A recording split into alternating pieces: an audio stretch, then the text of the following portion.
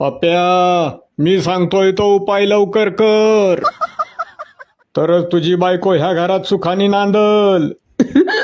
मला आज 2 कोंबड्या, 1 बकर, 4 डझन अंडी लगेच आणून दे, तर तुझं चांगलं होईन, नाही तर वाटुळं होईल.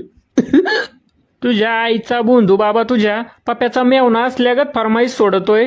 तू पप्याचा बाप ना रे, तोंडावर जरा ताबा ठेव.